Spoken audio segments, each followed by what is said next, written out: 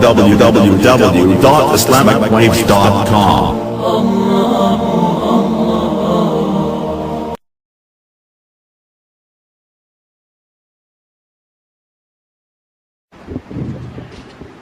السلام علیکم ورحمۃ اللہ وبرکاتہ۔ الحمد للہ الذی لیس کمثلہ شیء وهو السمیع البصیر المتعالی عن الشریک والشبیہ والبدیل والنظیر، واشہد ان لا الہ الا اللہ وحدہ لا شریک لہ، واشہد ان سیدنا ومولانا محمدا عبدہ ورسولہ، اما بعد۔ میرے محترم بھائی اور دوستو،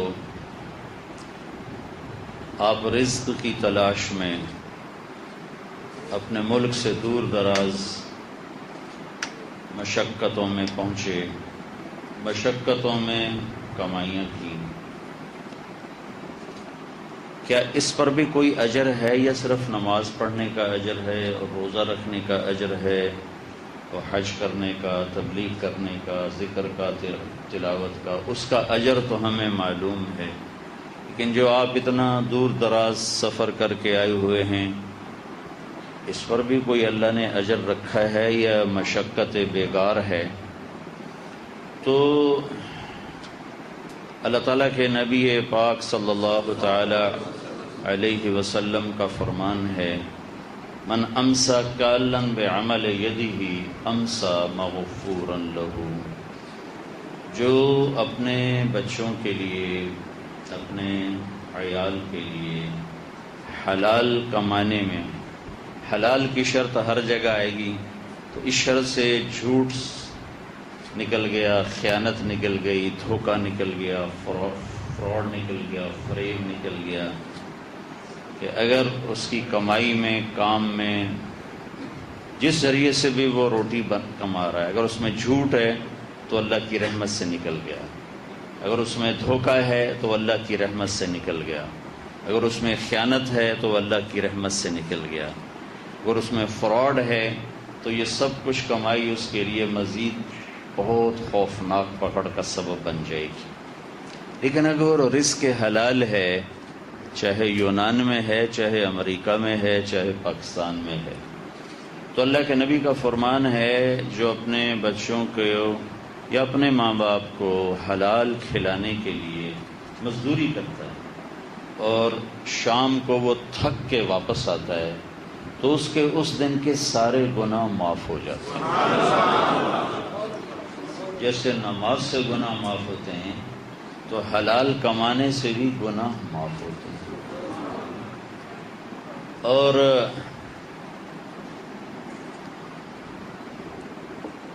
ایک صحابی ہیں سعد بن معاذ رضی اللہ تعالیٰ عنہ، وہ اللہ کے نبی کی بارگاہ میں تشریف فرما تھے، تو ہمارے نبی کی نظر پاک ان کے ہاتھ پر پڑی، ہاتھ ان کا بڑا سخت اور اس پر نشان بنے ہوئے، جو لوگ کام کرتے ہیں کسی کا، کدال کا، تو ان کے ہاتھوں پہ نشان پڑ جاتے ہیں سخت سخت۔ تو آپ نے یوں دیکھا تو آپ نے فرمایا، سعد یہ تیرے ہاتھوں پہ کیا نشان ہے؟ تو انہوں نے عرض کی، یا رسول اللہ، میں صبح سے شام تک اپنے باغ میں کام کرتا ہوں، مشقت اٹھاتا ہوں، اپنے بچوں کے لیے کماتا ہوں، تو وہ کام کر کر کے میرے ہاتھ ایسے ہو گئے۔ تو ہمارے نبی پاک صلی اللہ علیہ وسلم نے ان کا ہاتھ پکڑا اور ایسے اس کا بوسہ لیا، ایسے چوما، اور پھر فرمایا، بچوں کو حلال کھلانے میں جو ہاتھ ایسا ہو جائے گا، اس پہ دوزخ کی آگ حرام ہو جائے گی۔ ایک اگر آپ احتیاط کر لیں کہ دھوکہ نہ ہو، جھوٹ نہ ہو، فریب نہ ہو، فراڈ نہ ہو، اور اس کے ساتھ فرائض پورے ہوں، نماز نہ چھوٹے، رمضان کا روزہ نہ چھوٹے، اگر کچھ رزق جمع ہے تو زکوٰۃ نہ چھوٹے، تو روزانہ آپ صبح سے شام تک جب تھک کو کر جاتے ہیں تو آپ کے اس دن کے گناہ صاف ہو جاتے ہیں، صاف ہو جاتے ہیں۔ ایک کوئی اولیاء کرام میں سے تھے، انہوں نے شادی نہ کی. جب ان کا انتقال ہوا تو خواب میں ان کو ان کے مرید نے دیکھا. تو انہوں نے پوچھا حضرت آپ کے ساتھ کیا ہوا؟ تو انہوں نے ارشاد فرمایا کہ میرے اللہ نے میری بخشش فرما دی. لیکن ایک مسلمان شادی شدہ اپنے بچوں کو، بیوی کو حلال کھلانے میں جو تکلیف اٹھاتا ہے، اس پہ جو اللہ نے درجے رکھے ہیں اس کی مجھے ہوا بھی نہیں ملتی. تو مسلمان کا ہر عمل عبادت ہے اگر اللہ کی نبی کی بتائی ہوئی ترتیب کے مطابق، اور ہر عمل اس کا گناہ ہے اگر اللہ کے نبی کی ترتیب کے خلاف ہو. عبادت بھی نبی کی ترتیب کے خلاف کرے گا تو گناہ ہو جائے. 2 کے 4 سجدے شروع کر دے، 1 کے 2 رکوع شروع کر دے تو نماز الٹا گناہ بن جائے گی. اور صحیح تولتا ہو، سچ بولتا ہو، دھوکہ نہ دیتا ہو تو اس کا دکان پہ بیٹھنا ہی شام کو سارے گناہ صاف ہو کے گھر جا رہا ہے. اللہ کے نبی نے فرمایا جنت میں ایک وی آئی پی جگہ ہے. جنت تو خود وی آئی پی ہے کہ اللہ تعالیٰ نے دنیا بنائی مٹی سے، گارے سے، پتھر سے، چونے سے، لوہے سے، تانبے سے، پیتل سے. لیکن اللہ تعالیٰ نے جنت میں جو سب سے گھٹیا قسم کی چیز جو استعمال کی ہے وہ سونا اور چاندی ہے. اس کی ایک اینٹ سونے کی ہے، ایک چاندی کی ہے، ایک زمرد کی، ایک یاقوت کی ہے، ایک موتی کی ہے. اور ہم سیمنٹ استعمال کرتے ہیں. جنت کے گھروں میں سیمنٹ مشک ہے اور گھاس زعفران ہے، اور چھت اللہ کا عرش ہے. اللہ کا عرش اس کی چھت ہے. اور یہاں اللہ تعالیٰ نے دریا، پانی کے کڑوے بھی، سمندر میٹھے بھی، وہاں دودھ کے دریا، شہد کے دریا، شراب کے دریا، پانی کے دریا بہا دیے. پھر عینان تجریان، بہتے ہوئے چشمے، عینان نضاختان، ابلتے ہوئے چشمے. پھر کاس من معین، ایسی شراب کہ جس کا یوں گلاس میں انگلی ڈالے ایسے، پھر اس کو باہر نکالے تو قطرہ لگے گا تھوڑا سا یہاں. پھر یہ کہاں بیٹھے؟ آسمان پر. آسمان اتنی دور ہے کہ دیکھا ہی نہیں جا سکتا. آسمان پہ بیٹھ کے انگلی کو ایسے نیچے کر دے تو اس کے یہاں جو قطرہ لگا ہوا ہے اس کی خوشبو سے پوری کائنات میں خوشبو پھیل جائے گی. پوری کائنات. وکاس من معین، دنیا کی شراب میں کیا ہے؟ سر درد ہوتا ہے، سر چکراتا ہے، الٹیاں آتی ہیں. اور جنت کی شراب میں کیا ہے؟ لا یصدعون عنہا، سر نہیں چکرائے گا، سر درد نہیں ہوگا. ولا ہم ینزفون، بے ہوش ہو کے گرے ہوئے نہیں ہوں گے. اور 3 اللہ تعالیٰ نے وہاں محفلیں بتائی ہیں. محفلیں 3 محفلیں، یہاں کی زبان میں بار روم، 3 بار روم ہیں. پہلے تو یہ اعلان ہوگا جو دنیا میں نہیں پیتے تھے تشریف لائیں، جو دنیا میں نہیں پیتے تھے تشریف لائیں. آج ان کو جنت کی شراب پلائی جائے گی. پھر جیسے جیسے ان کے مقام ہیں ویسے ویسے وہ 3 کیٹیگریز ہیں، 3 محفلیں ہیں. ایک محفل تو ایسی ہوگی ان الابرار یشربون من کأس کان مزاجها کافورا، کہ ان کے ایک طرف سراہی ہوگی، ایک طرف جام ہوگا. وہ خود ڈالیں گے اور پئیں گے، خود ڈالیں گے پئیں گے. یہ صرف درجہ بندی کو بتانے کے لیے ہے، ورنہ ہر جگہ نوکر بھی ہیں، خدام بھی ہیں، حوریں بھی ہیں، سب کچھ ہے. لیکن صرف 3 کیٹیگریز مرتبے کے لحاظ سے بتانے کے لیے اللہ تعالیٰ نے یہ فرق ہمیں سمجھایا کہ جو نیچے والی جنت ہے ان کا پینے پلانے کا نقشہ بیان کیا ہے کہ وہ خود ڈالیں گے اور پئیں گے. اس سے جو اوپر وی آئی پی جنت ہے اس میں ہے یسقون فیہا کأسا کان مزاجها زنجبیلا. اس میں ہوگا کہ وہ خود نہیں ڈالیں گے، ان کو ڈال کے پلانے والے پلائیں گے۔ کون؟ فرشتے پیش کریں گے۔ کون؟ جنت کے نوکر پیش کریں گے۔ کون؟ جنت کے غلام پیش کریں گے۔ کون؟ جنت کی خوبصورت لڑکیاں پیش کریں گی۔ اور وہ جو جنت کی لڑکی کے ہاتھ میں جام ہوگا، بِأَيِّ بَنَانٍ تُعَاطِيهِ، میرے نبی نے فرمایا تمہیں پتہ بھی ہے وہ ہاتھ کیسے ہوں گے جو تمہاری طرف بڑھیں گے۔ وہ ہاتھ جس میں وہ جام ہوگا، اس ہاتھ کی انگلی کا یہ ایک فنگر ٹپ، یہ پورا میرے نبی نے فرمایا اگر اتنی جگہ وہ سورج کو یوں کر کے دکھائے تو سورج نظر نہیں آئے گا، ختم ہو گیا۔ تو اس کا پورا ہاتھ کیسا ہوگا؟ پھر ابن عباس نے فرمایا تو پھر اس کا چہرہ کیسا ہوگا؟ تو جب وہ اس کو پیش کرے گی تو اس کے جسم پہ 100 جوڑے ہوں گے، ایک جوڑا نہیں ہوگا۔ اس کا قد 130 فٹ ہوگا۔ تم پریشان ہو گئے ہو کہ 5.5 فٹ نال کی بنے گا، پھر تو بغل جی پا لے گی۔ تو اللہ کے نبی نے کہا ڈرو نہیں، تم سب ایک جیسے ہوگے، سب 130 فٹ کی ہائٹ پہ ہوں گے۔ اور یہ جو پیش کرنے والی لڑکی ہے، اس کے جو 130 فٹ کو آپ تصور میں لو، بڑے سے بڑا مینار 130 فٹ کا مشکل سے ہوتا ہے۔ سر کی چوٹی سے بال چلیں گے اور آبشار کی طرح پاؤں کی ایڑی تک آئیں گے، ایسے کھلے ہوئے بال، ان بالوں میں موتی لگے ہوئے ہوں گے۔ اور وہ جو پہنے گی لہنگا، جو شادی والی رات لڑکیاں پہنتی لہنگا، وہ 3 میل کے دائرے میں گھوم رہا ہوگا، 3 میل کے دائرے میں۔ اور جب وہ یوں ایک قدم بڑھائے گی اس کو وہ جام پیش کرنے کے لیے، تو اس ایک قدم میں 1,00,000 نخرہ اپنے خامد کو دکھائے گی۔ 1,00,000۔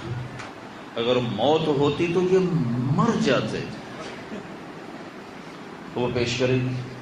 لیکن ایک وی آئی پی جگہ ہے، اولا، اس کو کہتے ہیں جنت الفردوس۔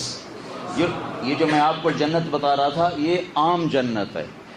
اس میں جنت الفردوس کی خصوصیت یہ ہے کہ اسے اللہ نے اپنے ہاتھوں سے بنایا، خود بنا، ڈیزائن ساری خود کی ہے۔ نیچے والی جنت کن فکان، ہو جا ہو گئی، ہو جا ہو گئی، ہو جا ہو گئی۔ لیکن جب جنت الفردوس کی باری آئی تو اللہ نے کہا یہ میں خود بناؤں گا۔ اللہ نے اپنے ہاتھوں سے بنائی، تو کیا چیز بنی ہوگی؟ پھر اس میں ایک خصوصیت یہ ہے، جس دن بنایا اس دن سے لے کر آج، اور آج سے قیامت تک، اللہ روزانہ اسے 5 دفعہ پہلے سے زیادہ ڈیکوریٹ کرتا ہے، خوبصورت کرتا ہے۔ وہ کیا چیز بن گئی؟ یعنی میں کبھی کبھی بالکل پاگل ہو جاتا ہوں کہ ایک ہال ہے، ہم اس کو خوبصورت بنانے کے لیے شروع ہو جائیں، 1 سال لگ جائے گا، 2 لگ جائیں گے، 3 لگ جائیں گے، 4 لگ جائیں گے، 10 سال لگ جائیں گے۔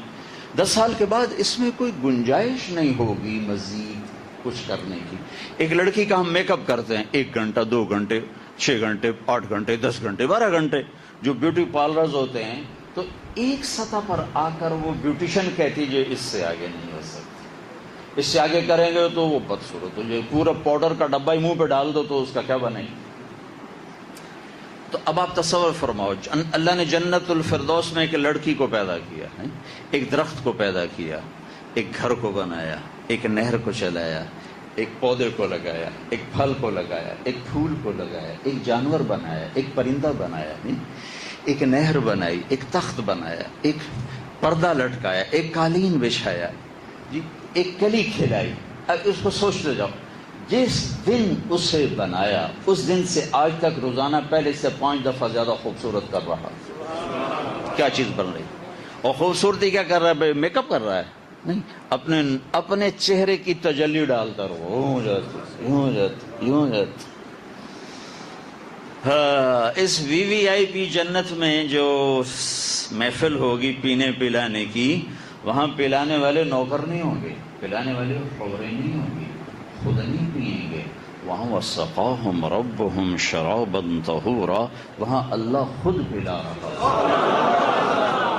اللہ خود پیش کرے، میرا بندہ میرے ہاتھ سے بھی، میرے ہاتھوں سے بھی، یہ صلہ ہے تیرا دنیا میں حرام چھوڑنے کا، غلط چھوڑنے کا۔ اس وی وی آئی پی جنت میں ایک اور وی آئی پی جگہ ہے، خود اس میں ایک اور وی آئی پی جگہ ہے، تو وہ کیا چیز ہوگی؟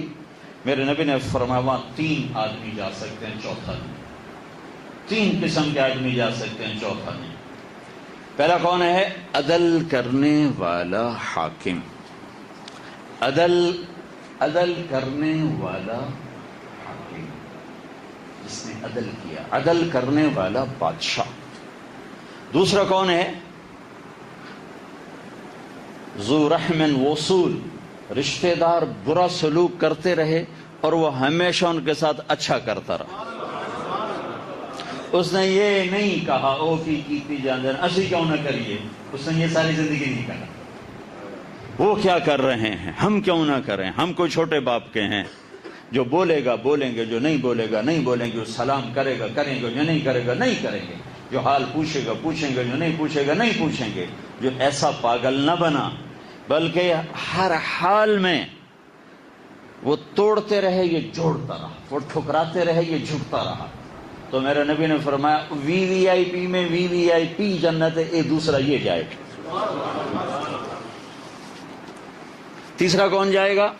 ذو عیال صبور، جس نے اولاد کو حلال کما کے کھلایا، حرام نہ کھلایا، اور تکلیف سہتا رہا، جھوٹ نہیں بولا، رشوت نہیں لی، دھوکہ نہیں دیا، فراڈ نہیں کیا، اور صبر کرتا رہا۔ تو تیسرا وہ نہ شہید جا رہا ہے، نہ مولانا صاحب جا رہے ہیں، نہ پیر صاحب جا رہے ہیں، نہ بزرگ اور ولی صاحب جا رہے ہیں، نہ امام مسجد جا رہا ہے، نہ مجاہد جا رہا ہے، نہ غازی جا رہا ہے، نہ مبلغ جا رہا ہے، نہ محدث جا رہا ہے، نہ مفسر جا رہا ہے۔ کون جا رہا ہے؟ تینوں وہ ہیں جنہوں نے دنیا میں لوگوں کے ساتھ بھلا کیا۔ ایک جس نے رعایا کے ساتھ بھلا کیا، عدل دیا، ایک جس نے رشتہ داروں کے ساتھ بھلا کیا، ان کے تعلق توڑنے کے باوجود ان سے تعلق جوڑا، اور ایک جس نے اپنے بچوں بیوی کا بھلا کیا، انہیں حلال کھلایا، حرام نہ کھلایا۔ عمر بن عبدالعزیز نے 3 بر اعظم پہ حکومت، 3 بر اعظم، اور جب وہ گورنر تھے تو 100 اونٹوں پہ ان کا سامان چلتا تھا جب وہ سفر کرتے تھے، اور جب وہ 3 بر اعظم کے حکمران بن گئے تو اللہ تعالیٰ نے ایک خلافت راشدہ کا دور دوبارہ دکھایا لوگوں کو۔ 3 بر اعظم کی حکومت، اور گھر میں آتے ہیں اور بیوی کہتی ہے کہ بچے کپڑے مانگ رہے ہیں، عید آ رہی ہے، عید پہ ہر کوئی اپنے بچوں کے لیے کپڑے بناتا ہے، تو وہ کہتے ہیں، بیگم کہتی ہے کہ بچے کپڑے مانگ رہے ہیں، عید آ رہی ہے۔ تو عمر بن عبدالعزیز فرماتے ہیں میرے پاس پیسے کوئی نہیں، اور عمر بن عبدالعزیز کا زمانہ وہ تھا کہ 3 بر اعظم میں زکوٰۃ لینے والا ایک آدمی نہیں تھا، وہ دور تھا عمر بن عبدالعزیز کا۔ اپنے گھر کا حال یہ ہے کہ کہہ رہے میرے پاس تو پیسے کوئی نہیں۔ اب دونوں میاں بیوی بیٹھے ہوئے ہیں، بیت المال اتنا بھرا پڑا ہے، اس لیے کہ لوگ زکوٰۃ لینے والے تھے نہیں، تو ساری زکوٰۃ بیت المال میں اکٹھی ہوئی، اور حکومت کے جو جتنے اس وقت کمائی کے فنڈ تھے، جتنے بھی وسائل، وہ سارے بیت المال میں اکٹھے ہوتے تھے، اور اس سے 1 روپیہ نہیں لے رہے۔ تو ان کو بیوی نے مشورہ دیا آپ ایسا کریں، اگلے مہینے کی جو تنخواہ ہے ایڈوانس دیں گے، میں اس سے کپڑے بنا دوں، اور گھر کا چولہا میں مزدوری کر کے چلا لوں، میں گھر میں بیٹھے بیٹھے مزدوری کر لوں، میں اس سے گھر کا چولہا چلا لوں۔ حضرت عمر نے کہا یہ بات ٹھیک۔ تو باہر گئے اور اپنے وزیر خزانہ کو بلایا، ان کے وزیر خزانہ کا نام تھا مزاحم۔ ان سے فرمانے لگے بھائی ہمیں اگلے مہینے کی ہماری جو سیلری ہے، تنخواہ ہے، ہمیں ایڈوانس دے دو، ہم نے بچوں کے کپڑے بنانے ہیں۔ تو اس نے کہا امیر المومنین آپ مجھے لکھ کے دے دو، آپ 1 مہینہ زندہ رہو گے میں دے دیتا ہوں۔ تو عمر بن عبدالعزیز چپ ہو کے گھر واپس آئے اور فرمایا، فاطمہ بیوی کا نام تھا، میرے بچوں سے کہہ دو میں کپڑے لے کے نہیں دے سکتا۔ عید کی نماز پڑھائی، شاہی خاندان ملنے آ رہا ہے بڑی پوشاکوں میں، حشم قدم میں، بچے آئے اسی پرانے کپڑوں میں، تو حضرت عمر رونے لگے، تو فرمانے لگے میرے بچوں آج تو میں اپنے باپ پہ گلا تو ہوگا کہ کپڑے کا ایک جوڑا ہی لے کے نہ دیا۔ تو ان کے ایک بیٹے ہیں عبد الملک، ان سے پہلے فوت ہو گئے تھے، انہوں نے فرمایا نہیں ابا جان آج ہمارا سر اونچا ہے کہ ہمارے باپ نے خیانت نہیں کی، ہمارے باپ نے بددیانتی نہیں کی، ہمارا سر اونچا ہے۔ جب ان کا انتقال ہونے لگا تو انہوں نے بلایا رجا بن حیوہ، ایک بڑے عالم ہیں جو ان کا جنازہ بھی پڑھایا، قبر میں بھی اتارا۔ فرمایا کہ رجا، میں نے عبد الملک جو ان کا چاچا تھا اور بنو امیہ کا دوسرا خلیفہ تھا، میں نے جب اس کو قبر میں اتارا اور اس کے کفن کو کھولا تو میں نے دیکھا اس کا چہرہ قبلے سے ہٹ گیا تھا اور رنگ اس کا کالا پڑ گیا تھا۔ پھر میں نے ولید اس کا بیٹا تھا، اس کو قبر میں اتارا تو میں نے اس کا کفن کھول کے دیکھا تو اس کا چہرہ قبلے سے ہٹ گیا تھا، رنگ کالا پڑ گیا تھا۔ پھر میں نے سلیمان، اس کا وہ بھی عبد الملک کا بیٹا تھا، میں نے اس کو قبر میں اتارا، اس کا میں نے کفن کھول کے دیکھا تو اس کا چہرہ قبلے سے ہٹ گیا تھا اور رنگ کالا پڑ گیا تھا۔ بلکہ سلیمان کی میت جب قبر کے قریب لائے اور اس کو اٹھانے لگے تو اس کا جسم ہلنے لگا تو سلیمان کے بیٹوں نے کہا ہمارا باپ زندہ ہے، تو عمر بن عبدالعزیز نے فرمایا بیٹو زندہ نہیں ہے، عذاب جلدی شروع ہو گیا، عذاب جلدی شروع ہو گیا ہے۔ وَلَا تَحْسَبَنَّ اللَّهَ غَافِلًا عَمَّا يَعْمَلُ الظَّالِمُونَ، ان ظالموں کو بتا دو تمہارا رب سویا ہوا نہیں ہے، جاؤ جاؤ جو مرضی کرنا ہے کرو۔ یہاں تو حسین جیسوں کے ساتھ میزوں پہ چڑھ گئے، میں دیکھتا رہا، یزید جیسے تخت پہ بیٹھے میں دیکھتا رہا، اہل بیت کے سر کٹ کے میزوں پہ چڑھ گئے میں دیکھتا رہا، ان کی پاک معصوم بیٹیوں کو گھسیٹا گیا میں دیکھتا رہا، ابن زیاد اور شمر لعین جیسے حکومت کے تخت پر بیٹھ کے سرداری کرتے میں دیکھتا رہا۔ حسین کا کٹا ہوا سر ابن زیاد کے سامنے آیا، اس نے منہ پہ چھڑی ماری تو زید ابو برزہ اسلمی کھڑے ہو کر کہنے لگے بخت بخت، یہ چھڑی ان ہونٹوں سے ہٹا، میں نے یہاں نبی کے ہونٹوں کو لگتے دیکھا۔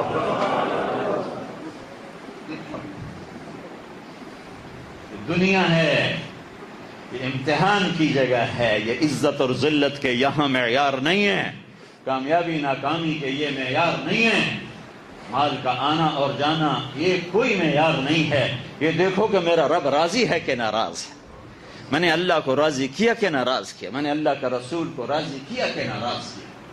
پھر یہ ہزاروں کلومیٹر کا سفر کر کے سر یزید کے سامنے پڑا ہوا ہے اور یزید منہ پہ چھڑیاں مار رہا ہے اور زید بن ارقم تڑپ کے کہتے ہیں ان ہونٹوں سے چھڑی ہٹا، میں نے ان پہ نبی کے ہونٹوں کو لگتے دیکھا۔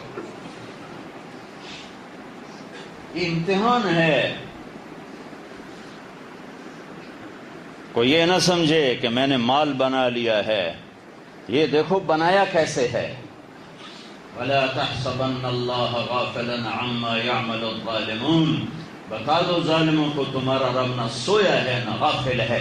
لا تأخذہ سنہ، اونگتا نہیں، ولا نوم، سوتا نہیں، وما کان ربک نسیا، بھولتا نہیں، لا یضل ربی، غلط فیصلے نہیں کرتا، لا یعزب عن ربک من مثقال ذرہ، ایک ذرہ اس کی نظر سے چھپا ہوا نہیں، سواء منکم من اسر القول، زور سے بولو، ومن آہستہ بولو، ومن جہر بہ، زور سے بولو، وہ تمہارا رب سنتا ہے۔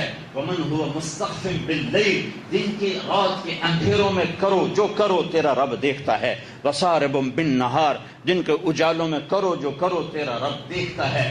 انہا ان تک مثقال ذرۃ من خردل فتکن فی صخرۃ او فی السماوات او فی الارض یأت بها اللہ ان اللہ لطیف خبیر۔ جاؤ جاؤ یونان کی غاروں میں بیٹھ کے منہ کالے کرو، یا ہواؤں میں اڑ کر اللہ سے بغاوت کرو، یا زمین میں تہ خانے بنا کر اپنے رب سے بغاوت کرو، تیرے رب کی وہ آنکھ جو نہیں سوتی دیکھ رہی ہے، دیکھ رہا ہے۔ ما یکون من نجوى ثلاثة الا هو رابعهم، تین کٹھے ہو جاؤ، پردے گرا دو، کنڈیاں لگا دو، چوتھا اللہ ہے، کدھر بھاگو گے؟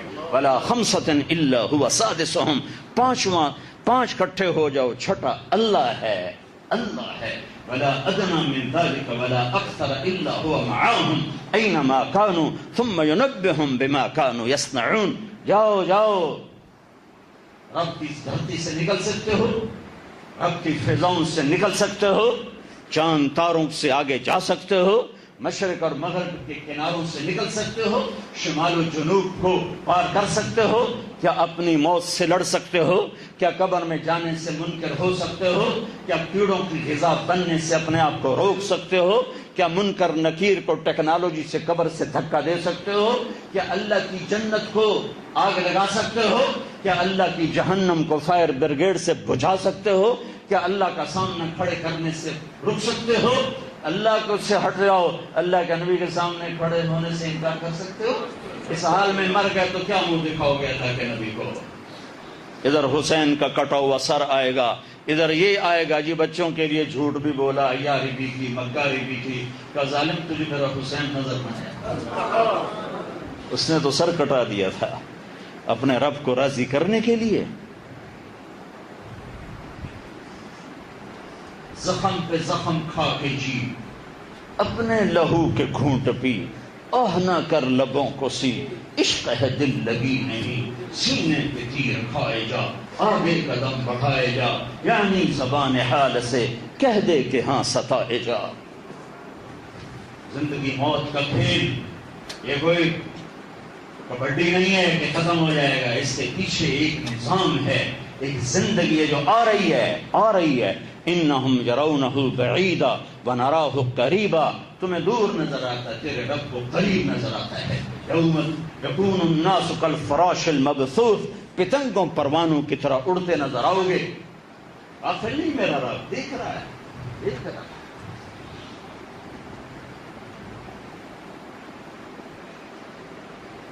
فرمایا رجا میں قبر میں جا رہا ہوں، دیکھنا میرے ساتھ کیا ہوتا ہے، میرے ساتھ کیا ہوتا ہے۔ بچوں کو کپڑے نہیں لے کے دیے، 3 بر اعظم میں بھوکا کوئی نہیں تھا، گھر میں چراغ نہیں جلے، 3 بر اعظم میں کسی کے گھر میں اندھیرا نہیں تھا، اپنے آپ کو پیس دیا، بچوں کو حلال کھلایا، حکومت میں عدل کیا، انصاف کیا۔ جب ان کا انتقال ان کے سالے آ گئے، مسلمہ بن عبد الملک، امیر المومنین، بچوں پہ کیا ظلم کر کے جا رہے ہو؟ کیا کہ ایک پیسہ نہیں چھوڑ کے جا رہے ہو، تیرے بعد کیا کریں گے؟ کہنے کہ اٹھاؤ مجھے، بٹھاؤ، بٹھا دیا۔ کہ مسلمہ حرام کھلایا نہیں، حلال تھا، کیا حرام کھلایا نہیں، حلال تھا۔ اگر یہ نیک ہوں گے تو اللہ انہیں ضائع نہیں کرے، اگر یہ نافرمان ہوں گے تو مجھے ان کی نافرمانی کی پرواہ نہیں۔ پھر اپنے بچوں کو بلایا، ان کو دیکھ کر رونے لگے، 12 بچے تھے۔ کہنے کہ میرے بچوں، میرے سامنے 2 راستے تھے، ایک یہ تھا کہ میں اللہ کو ناراض کر کے تمہارے لیے مال جمع کرتا، ایک یہ تھا میں اللہ کو راضی کر کے تمہارے لیے اپنے لیے جنت کا راستہ بناتا۔ میں اللہ سے نہیں لڑ سکتا، جب دکھ آئے تو اللہ کو پکارنا، شاہ رخ سے زیادہ قریب پاؤ گے۔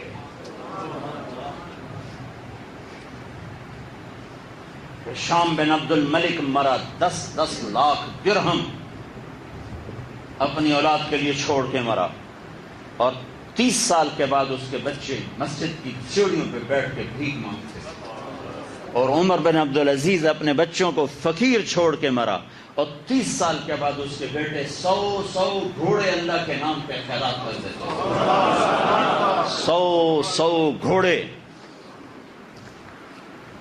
جب ان کا انتقال ہوا اور ان کی میت کو قبر میں اتارنے کے لیے قریب کیا، سلیمان کا میں نے بتایا کیا ہوا اس کے ساتھ، عمر کے ساتھ کیا ہوا، جب ان کی میت کو قبر کے قریب کیا تو آسمان سے ایک پرچہ ایسے آیا، سب دیکھ رہے ہیں ایک پرچہ آ رہا ہے، ایک پرچہ آ رہا ہے، اور آ کر عمر کے سینے پر گرا۔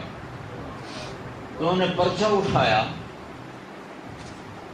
کھول کے دیکھا تو اس پہ لکھا ہوا تھا بسم اللہ الرحمن الرحیم، پہلی سطر۔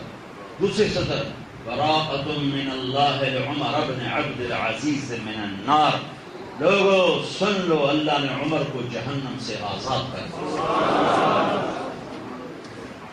3 بر اعظم کی بادشاہی، یہ پروانہ کس وجہ سے ملا؟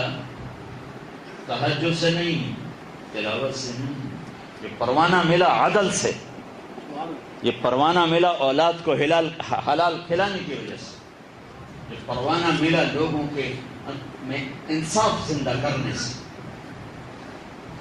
تو میرے بھائیو، یہ مختصر زندگی ہے، جناب رسول پاک صلی اللہ علیہ وسلم ایک زندگی لے کر آئے۔ یا ابا سفیان جئتکم بکرامت الدنیا والآخرہ، ابو سفیان وہ زندگی لایا ہوں، میرے پیچھے چلو گے تو دنیا بھی تمہاری، آخرت بھی تمہاری۔ جو ہمارے اقبال مرحوم نے کہا تھا کہ محمد سے وفا تو نے تو ہم تیرے ہیں، یہ جہاں چیز ہے کیا لوح و قلم تیرے ہیں۔ فلا وربک لا یؤمنون حتی یحکموک فیما شجر بینہم، قرآن نے قسمیں اٹھائی ہیں مختلف جگہ، یہ پورا ایک مضمون ہے، تو کیوں اٹھائی ہیں، کون سی اٹھائی ہیں، کیسے اٹھائی ہیں۔ قرآن کی قسموں میں سب سے خوبصورت قسم، قرآن کی قسموں میں سب سے خوبصورت قسم، جتنے قرآن نے قسمیں اٹھائی ہیں سب سے خوبصورت قسم، فلا وربک، اے میرے محبوب مجھے تیرے رب کی قسم۔ اوئے ہوئے، میں کیسے اس کا آپ کو ترجمہ سمجھاؤں جو اس میں اظہار محبت ہے، کیسے کہ خود ہے رب محمد، خود ہے قسم ایسے اٹھا رہا ہے جیسے آپ کوئی اور ہے تو رب محمد کوئی اور ہے۔ فلا وربک، مجھے تیرے رب کی قسم، یہ اظہار محبت کی انتہا ہوتی ہے کہ غیر بن کر قسم اٹھائے، غیر بن کر، مجھے تیرے رب کی قسم یونان والوں کو بتا دے، تیری مانیں گے تو کامیاب ورنہ ہلاک ہو جائیں گے۔ لا یؤمنون حتی یحکموک فیما شجر بینہم، آپ کی مانیں گے تو کام۔ ارے بھائیو، یہ بات تو جانور بھی جانتے تھے جو میں کہہ رہا ہوں کہ نبی کی مانو گے تو کامیاب۔ ایک بدو گزرا، آپ کی محفل لگی، کہنے کا یہ کون ہے؟ کہا یہ وہی جو میں کہتا ہوں نبی ہے، جو کہتا میں نبی ہوں۔ تو گوہ جانتے ہیں نا، گوہ، پاکستان والے تو سمجھ گئے ہوں کہ گوہ ایک جانور ہے، چھپکلی نہیں ہوتی ہے جو اس سے کوئی 15-20 گنا وہ بڑا ہوتا ہے جانور، بہت بدصورت، وہ خوفناک۔ یہ عرب کھاتے تھے، اسلام سے پہلے عرب کھاتے تھے، تو وہ اس کو شکار کر کے لے جا رہا تھا، مری ہوئی۔ تو کہا اچھا تو ہے جو کہتا ہے میں نبی ہوں؟ کہا ہاں۔ تو اس نے گو کو رسی سے باندھا تھا، اتارا، یوں پھینکا آپ کے سامنے، اور کہنے لگا یہ گوہ اگر کہہ دے تو نبی ہے پھر میں تجھے مان جاؤں۔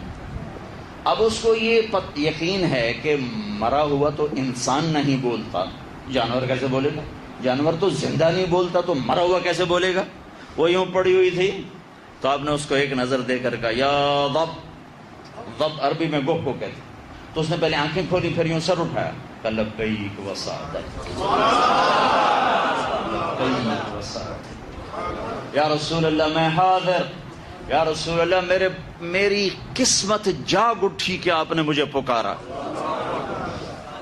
یا زین من وافا یوم القیامہ، اے قیامت کے دن کو خوبصورت بنانے والے، کیا خطاب دیا ہے۔ ہم نے کہا من تعبد، کون ہے تیرا معبود، کس کی بندگی کرتی ہے؟ تو گوہ نے کہا من فی السماء عرشہ وفی الارض سلطانہ وفی البحر سبیلہ وفی الجنت رحمتہ وفی النار عقابہ، میں اس کی بندگی کرتی ہوں جس کا عرش آسمانوں پہ، سلطنت زمینوں میں، راستے سمندر میں، رحمت جنت میں، عذاب جہنم میں۔ والنجم اذا ہوا، یہ وہ ہے، ما ضل صاحبکم وما غوا، یہ وہ ہے، وما ينطق عن الہوا، یہ ہے محمد الرسول اللہ، ان هو الا وحی یوحا، یہ ہے محمد الرسول اللہ۔ والضحی، یہ واللیل اذا سجا، یہ ہے میرا نبی۔ ما ودعک ربک وما قلا، یہ ہے میرا نبی۔ وللآخرۃ خیر لک من الاولی، یہ ہے میرا نبی، یہ ہے میرا نبی۔ وَلَسَوْفَ يُعْطِيكَ رَبُّكَ فَتَرْضَىٰ، یہ ہے آپ کا نبی۔ اشرح لك، یہ محمد مصطفیٰ ہے۔ وَوَضَعْنَا عَنْكَ وِزْرَكَ، یہ محمد مصطفیٰ ہے. الذین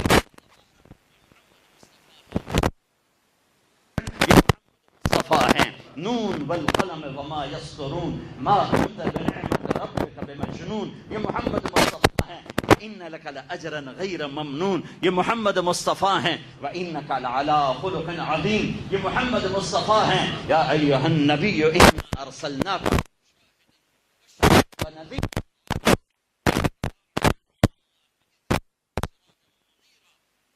عند اللہ عشرۃ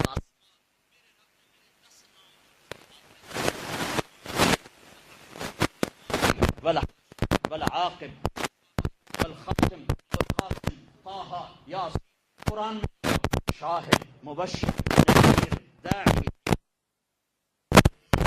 عزيز عليه ما عنتم حريص عليكم بالمؤمنين رؤوف رحيم.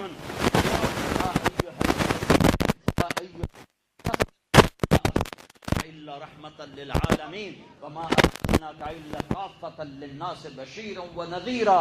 يا أبا سفيان جئتكم بكرامة الدنيا والآخرة، یہ میرا آپ کا نبی ہے. ہاں یہ کون ہیں؟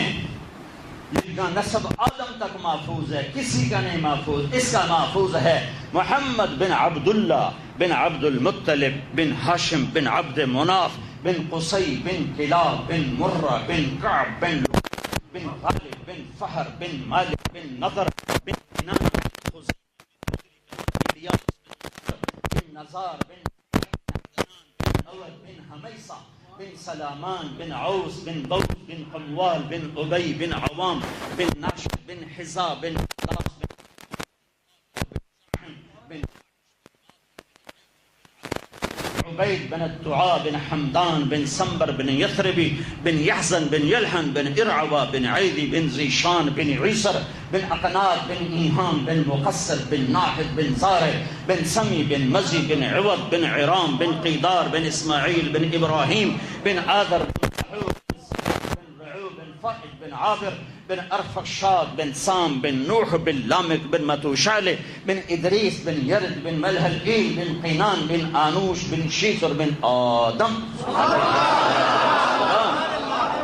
یہ میرا نبی ہے، یہ میرا نبی ہے. یا رب یا رب من تعبد، کس کی بندگی کا؟ آسمان والے کی. یا رب اے گو من انا من انا من انا، میں کون ہوں میں کون ہوں؟ تو گوہ نے کہا انت رسول رب العالمین، آپ رب العالمین کے رسول، وخاتم النبیین، آپ آخری نبی. گوہ کو بھی پتہ ہے یہ آخری ہے، اس کے بعد کوئی نہیں ہے. گوہ کو بھی پتہ ہے اس کے بعد اور کوئی نہیں. وقد افلح من صدقک، یا رسول اللہ یونان والوں کو میں پیغام دے رہی ہوں، آپ کی مانیں گے تو کامیاب. وقد خاب من کذبک، آپ کی نہیں مانیں گے تو ناکام برباد ہلاک. جہاں مرضی رہو میرے بھائیو، محمدی بن کے رہو، محمدی بن کے رہو. لا الہ الا اللہ پاسپورٹ ہے. پاسپورٹ کے بغیر آپ سفر نہیں کر سکتے، اور محمد رسول اللہ ویزا ہے.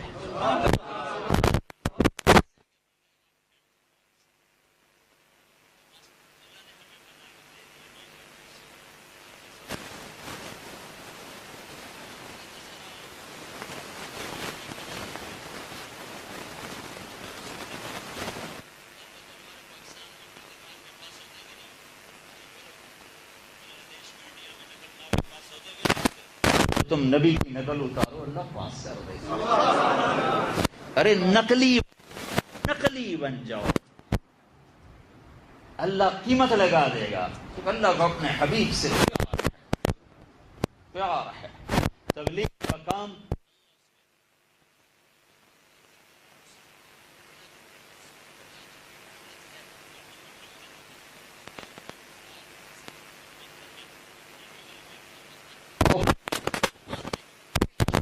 کے ساتھ جھوٹ، فراڈ، فریب، کسی کے ساتھ نہ ہو. سچائی مسلمان کا شیوا ہے، شعار ہے. تمہاری تجارت دیکھ کے لوگ کلمہ پڑھیں، تمہارے اخلاق دیکھ کے لوگ کلمہ پڑھیں. یہ تبلیغ کی محنت ہے، اس کے لیے اجتماع ہے. میں یونان پہلی دفعہ آیا ہوں، آپ صفائیوں کو دیکھ کے بہت خوشی ہوئی ہے، بہت دل خوش ہوا ہے. اللہ تعالیٰ آپ کو یہاں اپنے نبی کا غلام بنا کے رکھے اور اس کے کلمے کو بلند کرنے والا بنا کے رکھے. آج شام سے اجتماع شروع ہو رہا ہے، اس میں آپ تشریف لائیں. انشاءاللہ کلمہ پھر میرا بیان ہوگا. ابھی سنتیں پڑھیں، نماز پڑھیں.